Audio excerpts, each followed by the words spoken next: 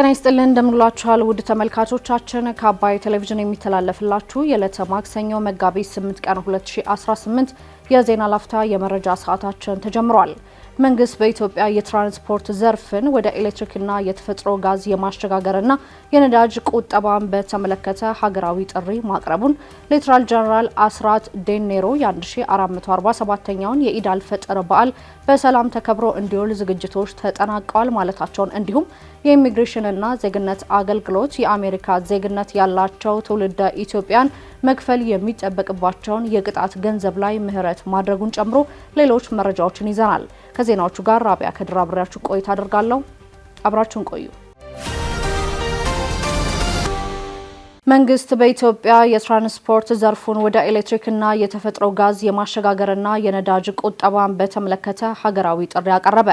የትራንስፖርትና ሎጂስቲክ ሚኒስቴር የኢትዮጵያ የትራንስፖርት ዘርፍን ወደ ኤሌክትሪክና የተፈጥሮ ጋዝ የማሸጋገርና የነዳጅ ቁጠባ ሀገራዊ ጥሪ በሚል ርዕስ በዛሬው ዕለት መግለጫ አውጥቷል። ሚኒስትሩ በመግለጫው በአሁኑ ወቅት በመካከለኛው ምስራቅ ባለው ጦርነት ምክንያት የነዳጅ ገበያ መዋዠቅና የዋጋ ንረት በኢኮኖሚው ላይ የሚያሳድረው ጫናን ለማቋቋም ይህ የቴክኖሎጂ ሽግግር አማራጭ የሌለው መፍትሄ መሆኑንም ገልጿል።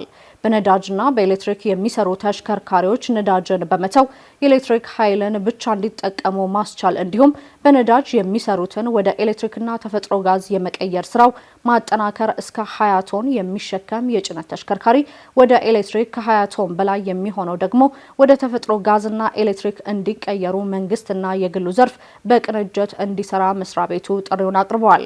ከአንድ ቤት ውስጥ ብዙ መኪናዎች ይዞ መንገድ ከመውጣት ይልቅ በጋራ የመጠቀም ልምድን ማዳበርና ተግባራዊ ማድረግ በከተማ ውስጥ የሚደረጉ አጫጭር ጉዞዎችን በእግርና በብስክሌት የማድረግ ባህልን ማሳደግ ይገባል ሲልም ጥሪውን አቅርበዋል። በፌዴራልና በክልል ደረጃ ያሉ ሁሉም የመንግስትና የፕሮጀክት ተሽከርካሪዎች ሙሉ ለሙሉ ወደ ኤሌክትሪክ እንዲቀየሩ የተጀመረው እቅድ ተግባራዊ እንዲሆን ማድረግ ያስፈልጋል ሲልም ጠቁሟል። ከዚህም በተጨማሪ እንደ ባቡርና ባስ ያሉ የህዝብ ትራንስፖርት አገልግሎቶች በስፋትና በተሟላ አቅማቸው ስራ ላይ እንዲውሉ በማድረግ የዜጎችን እንግልት ለመቀነስና የነዳጅ ወጪን ለመቆጠብ በትብብር መስራት እንደሚገባም ተገልጿል። የትብብር ጥሪው የሀገርን የውጭ ምንዛሬ ለማዳን የአካባቢ ብክለትን ለመቀነስና ዜጎች ባለም አቀፍ የነዳጅ ዋጋ መዋዠቅ እንዳይጎዱ ለማድረግ የታለመ ነው ሲልም የትራንስፖርትና ሎጂስቲክ ሚኒስቴር ተናግሯል።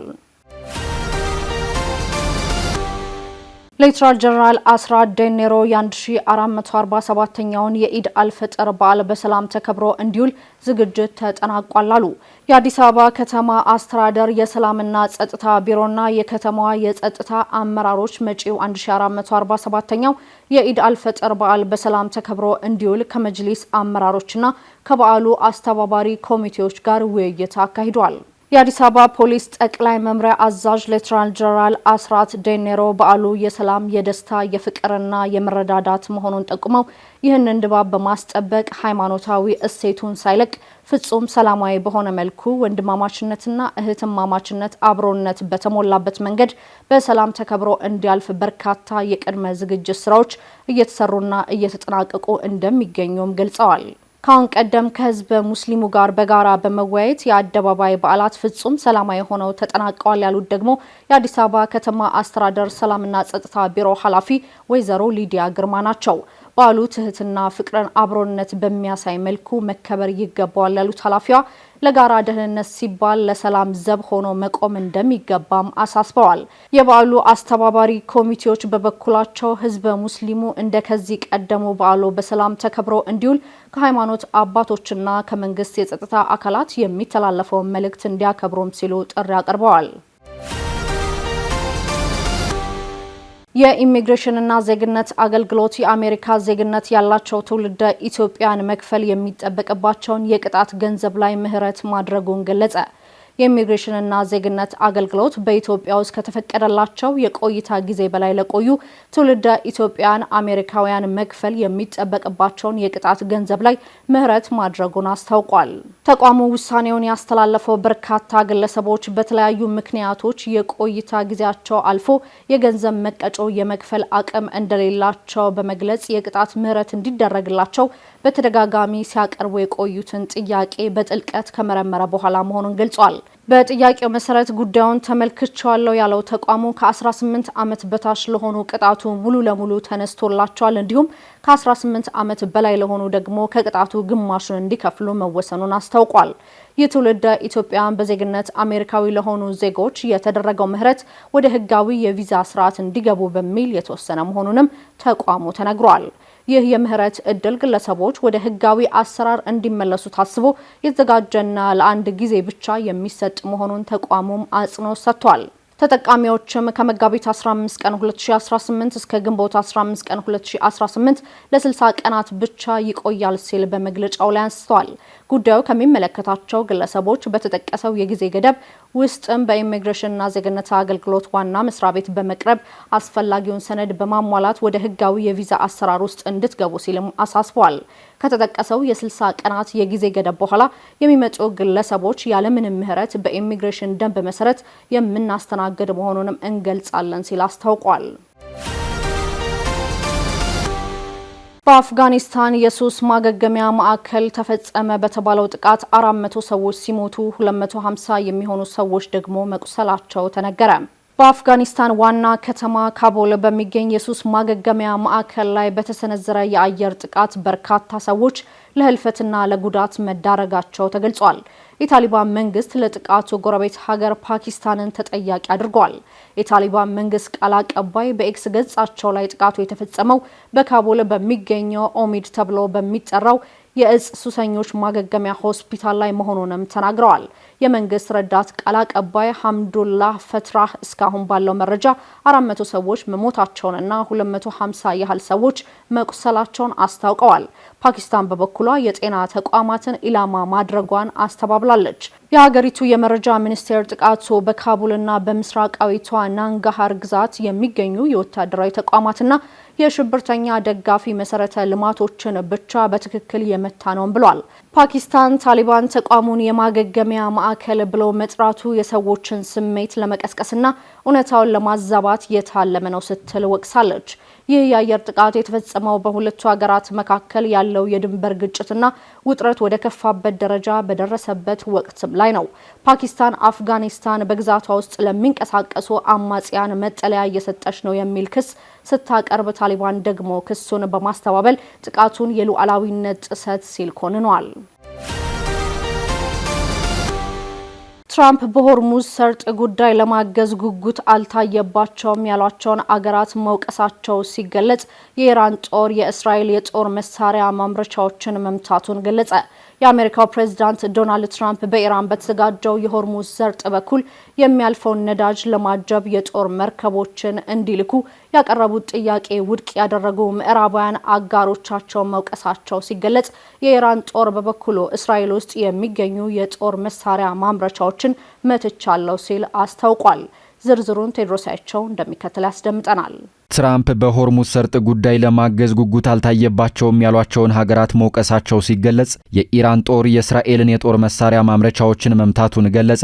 የአሜሪካው ፕሬዝዳንት ዶናልድ ትራምፕ በኢራን በተዘጋው የሆርሙዝ ሰርጥ በኩል የሚያልፈውን ነዳጅ ለማጀብ የጦር መርከቦቻቸውን እንዲልኩ ያቀረቡትን ጥያቄ ውድቅ ያደረጉ ምዕራባውያን አጋሮቻቸውን መውቀሳቸው ሲገለጽ፣ የኢራን ጦር በበኩሉ እስራኤል ውስጥ የሚገኙ የጦር መሳሪያ ማምረቻዎችን መትቻለሁ ሲል አስታውቋል።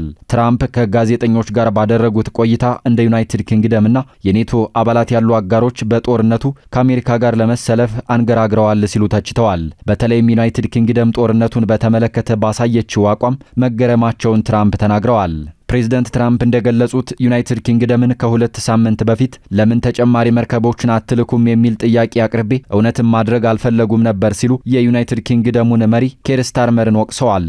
በዩናይትድ ኪንግደም ደስተኛ አይደለሁም ያሉት ፕሬዝዳንቱ ሊሳተፉ እንደሚችሉ አስባለሁ፣ ነገር ግን በጉጉት መሳተፍ አለባቸው ብለዋል። በአሜሪካና እስራኤል ጦርነት የተከፈተባት ኢራን ከዓለም ነዳጅ 20 በመቶ ገደማ የሚተላለፍበትን የሆርሙዝ ሰርጥን መዝጋቷ የሚታወቅ ሲሆን በሰርጡ ሊያልፉ የሚሞክሩ መርከቦች ላይ ጥቃት ተፈጽሟል ተብሏል። ወሳኙ መተላለፊያ እንዲከፈት የሚደረገውን ጥረት ቢያንስ 5 ሀገራት ይቀላቀላሉ ተብሎ እንደሚጠበቅ ትራምፕ ተናግረው የነበረ ቢሆንም ጀርመን፣ ስፔንና ጣሊያንን ጨምሮ በአሁኑ ሰዓት ወደ ሰርጡ የጦር መርከብ የመላክ እቅድ እንደሌላቸው ተናግረዋል። በሌላ በኩል የኢራን ጦር ዛሬ ማክሰኞ መጋቢት 8 ቀን 2018 ዓ.ም እስራኤል ውስጥ የሚገኙ የጦር መሳሪያ ማምረቻና ኤሮስፔስ ኢንዱስትሪ ማዕከላትን በድሮን መደብደቡን ገልጿል። የኢራን ጦር የህዝብ ግንኙነት ጽሕፈት ቤት ባወጣው መግለጫ በዛሬው ዕለት እስራኤል ውስጥ የሚገኙ ወሳኝና ስትራቴጂክ የጦር መሳሪያ ማዕከላትን ኢላማ ማድረጉን አስታውቋል። ጦሩ በመግለጫው ራፋኤል በተሰኘ ኩባንያና ኢዝራኤል ኤሮስፔስ ኢንዱስትሪስ የተባሉ ተቋማትን መምታቱን ተናግረዋል። ራፋኤል የተባለው ኩባንያ እንደ አይረን ዶም እና ዴቪድስ ስሊንግ ያሉ የአየር መከላከያ ስርዓቶችን የሚሰራ ተቋም መሆኑ የተገለጸ ሲሆን ስፓይክ ሚሳኤሎችና ወታደራዊ የኤሌክትሮኒክስ ቴክኖሎጂዎችም ኩባንያው ውስጥ ይሰራሉ ተብሏል። ኢዝራኤል ኤሮስፔስ ኢንዱስትሪስ ደግሞ የውጊያ አውሮፕላኖች፣ ድሮኖች፣ ሚሳኤሎችና የመከላከያ ስርዓቶችን እንደሚያመርት የፋርስ ዜና ወኪል ዘግቧል። ይህ በእንዲህ እያለ በኢራቅ ዋና ከተማ ባግዳድ የሚገኘው የአሜሪካ ኤምባሲ ሮኬቶችና 5 ድሮኖች እንደተወነጨፉበት ተገልጿል።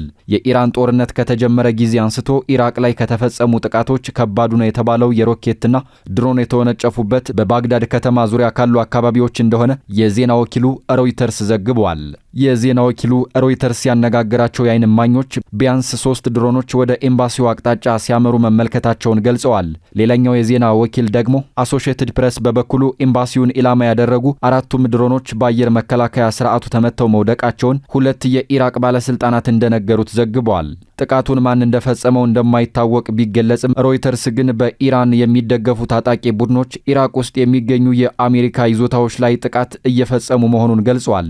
በሌላ በኩል ደግሞ እስራኤል በደቡባዊ ሊባኖስ በሚገኙ የድንበር አካባቢዎች ያሉ ዜጎቿ ደህንነታቸው እስከሚረጋገጥ ድረስ ሊባኖስ ውስጥ በከፈተችው ወታደራዊ ዘመቻ የተፈናቀሉ ነዋሪዎች ወደ መኖሪያቸው እንደማይመለሱ አስታውቃለች። የእስራኤል ጦር ቃል አቀባይ በሰጡት ጋዜጣዊ መግለጫ ወታደሮቹ ሊባኖስ ውስጥ አዲስ ስፍራ ላይ የእግረኛ ጦር ጥቃት መፈጸም መጀመራቸውን ተናግረው ባለፉት 2 ሳምንት በደቡባዊ ሊባኖስ ውስን ኢላማ ያለው የእግረኛ ጦር ዘመቻ ከፍተናል፣ ስጋቱን ከድንበር የመግፋትና የሰሜናዊ እስራኤል ነዋሪዎችን የረጅም ጊዜ ደህንነት የማረጋገጥ ዓላማ አለው ብለዋል። ምዕራባውያን ሀገራት በበኩላቸው ባወጡት የጋራ መግለጫ እስራኤልና ሊባኖስ ድርድር በማድረግ ተጨባጭ የፖለቲካ መፍትሄ ላይ እንዲደርሱ አሳስበዋል። ዩናይትድ ኪንግደም፣ ካናዳ፣ ፈረንሳይ፣ ጀርመንና ጣሊያን በጋራ ባወጡት መግለጫ ሊባኖስ ውስጥ የተከፈተው የእግረኛ ጦር ጥቃት አስከፊ ሰብአዊ መዘዝ እንደሚኖረው አስጠንቅቀዋል።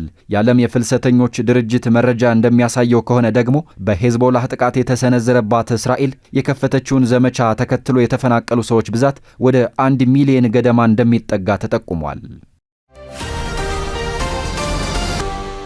የተለያዩ መረጃዎችን ያደረስንበት የዕለቱ የዜና ላፍታ የመረጃ ሰዓታችን የተከታተላችሁትን ይመስል ነበር። ውድ ተመልካቾቻችን አብራችሁን ስለነበራችሁ ደግሞ ከልብ እናመሰግናለን። በያላችሁበት መልካም ቀን